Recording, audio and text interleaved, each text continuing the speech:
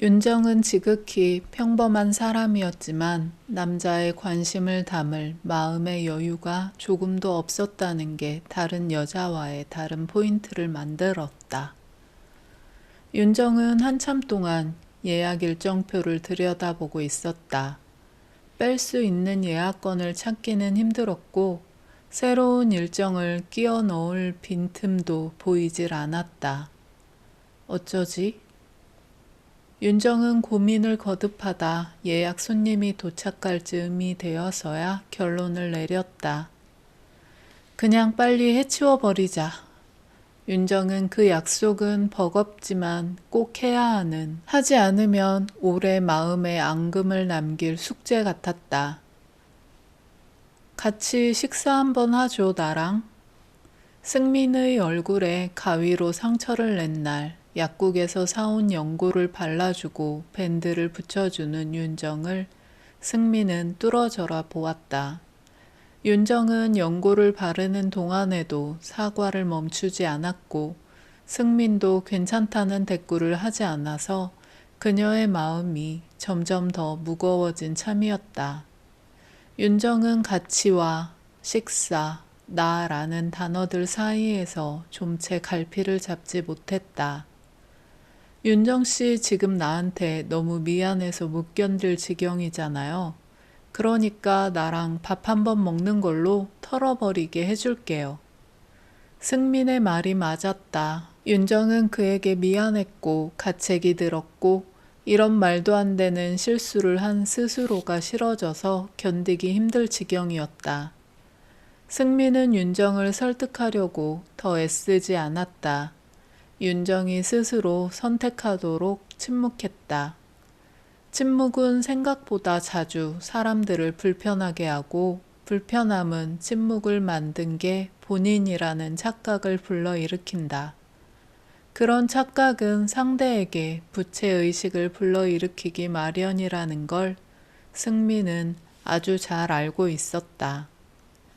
나에게 미안한 마음이 들도록 만드는 방법, 승민은 이 방법이 늘 먹혔다는 걸 잘 알았고 윤정 같은 여자에게는 특히 잘 통하는 방법이었다. 대부분의 경우 승민이 이렇게까지 할 필요에까지 이른 적은 별로 없었다. 여자들은 승민의 호감을 쉽게 눈치채는 편이었고 기꺼이 그 호감을 받아들여 주었다. 윤정은 달랐다. 윤정은 지극히 평범한 사람이었지만 남자의 관심을 담을 마음의 여유가 조금도 없었다는 게 다른 여자와의 다른 포인트를 만들었다. 남자들은 원래 여자의 거절이 앞뒤가 어떻게 다른지 알아채지 못하지만 승민의 경우에는 아니었다. 거절을 말하지만 그건 단지 말뿐이고 남자가 거절을 무릅쓰고 얼마나 도전해 오는지를 가늠하며 자신에 대한 진심을 헤아려 보려는 여자들은 분명 많았다. 승민 스스로도 자조하는 부분은 소위 내숭을 떠는 여자들이 많았지만 그 반대로 거절이 그저 거절 그 자체인 여자도 많다는 것이었다. 승민은 여자를 만나는데 성공률이 높은 편이었지만 그건 승민이 남다른 예민함으로 내숭을 알아채기 때문만은 아니었다. 그는 애초에 자신에게 일말의 호감도 갖지 않은 여자에게는 다가가지 않았다. 세상에 여자는 많았고 승민의 눈에 아름답고 만족스러운 여자도 많았다. 나름대로 높은 허들을 넘어 여자를 차지하는 데서 오는 성취감이 없지는 않았지만 허들을 넘기까지의 지루한 시간을 상쇄할 정도는 아니었다.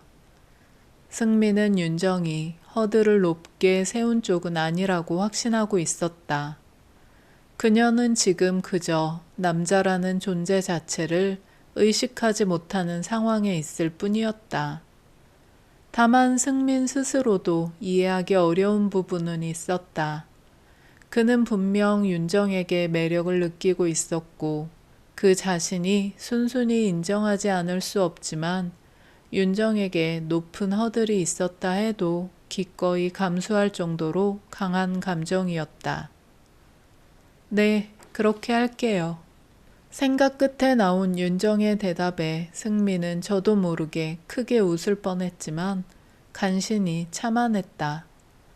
네, 그러면 일정 잡아보죠. 언제가 괜찮으세요? 윤정이 마침내 고른 날은 오후 일정을 빼고 친구들 모임에 나갈 작정을 했던 날이었다.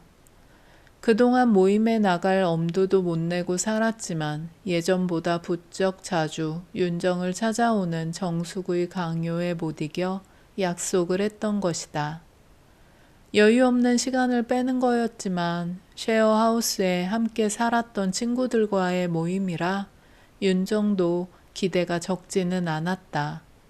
결국 친구들을 만나는 건 또 뒤로 미루게 되고 정숙으로부터 당연히 타박을 듣게 되겠지만 윤정은 승민에게 느끼는 불편함을 빨리 털어버리고만 싶었다. 날짜를 정하면 알려달라고 했던 승민에게 문자를 보내려 윤정은 휴대폰을 집어들었다. 윤정이 정한 날이 승민에게도 괜찮은 날일지는 아직 모르지만 윤정은 문자를 보내면서 무거웠던 마음을 조금이라도 덜어낼 수 있으면 좋겠다고 생각했다. 네, 저는 좋습니다. 그때 뵙죠. 윤정이 문자를 보낸 지 채 1분이 되지 않아서 승민의 답이 돌아왔다. 승민이 어떤 기대를 갖고 있는지 그 자신도 정확히 알지는 못했지만 적어도 윤정의 입장에서 이 만남이 데이트는 아니었다. 윤정이 남자에 대한 생각을 아예 못하고 살긴 했지만 승민이 자신에게 데이트를 요구했다는 것까지 모르지는 않았다. 승민은 잘생겼고 매너도 좋은 남자였으니 윤정의 마음 깊은 곳에 그와의 데이트에 대한 기대감이 아예 없다고도 볼 수 없었다. 하지만 어쩐지 윤정은 승민이 마음에 걸려본 적이 없었다.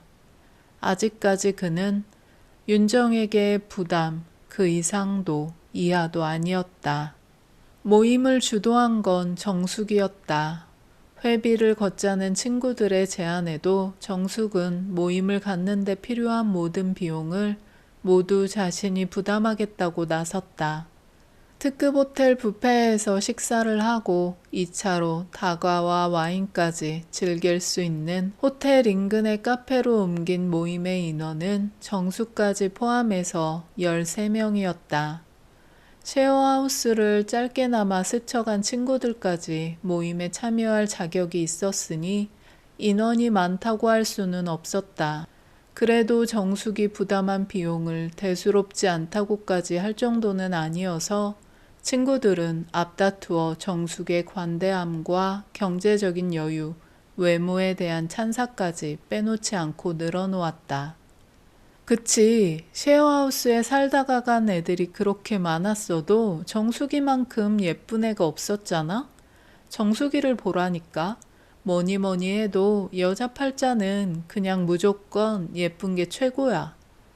쉐어하우스에 살던 20대 초반의 나이였을 때도 언제나 떠들썩하고 말이 많았던 친구 미희가 역시 가만히 있지 않았다.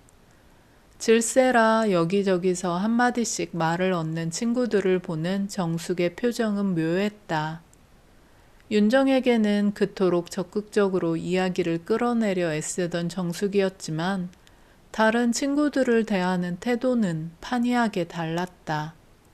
정숙은 마치 대관식에서 왕관을 받는 여왕처럼 너그럽게 미소만 지은 채 별 대꾸가 없었다. 근데 윤정이도 온다고 하지 않았어? 불쑥 미희가 끄집어낸 의문에 친구들이 또다시 웅성거렸다. 갑자기 일이 생겼대. 백성들의 웅성거림을 잠재우는 여왕의 한마디는 무엇보다 효과가 컸다. 그래? 아쉽다. 오랜만에 윤정이 보고 싶었는데. 윤정이는 아무래도 이런 모임은 챙기기가 힘들지. 왜? 바빠서? 미희가 진짜 아무것도 모르겠다는 순진한 눈을 하고는 물었다. 이혼하고 남편 빚까지 떠안았는데 돈 버느라 바쁠 수밖에. 친구들 사이에 정숙이 폭탄이라도 던진 듯 친구들은 일순 흡 하는 놀람에 숨을 들이켰다. 윤정이가 이혼했어? 미희의 말문이 막히는 동안 무리 중에서 누군가가 소리를 높였다. 질문을 받은 정숙의 눈빛은 어쩐지 의기양양했다. 니들 몰랐니? 최근에 윤정이랑 연락했던 애가 없어서 우린 몰랐지. 정숙이 너는 어떻게 알았어?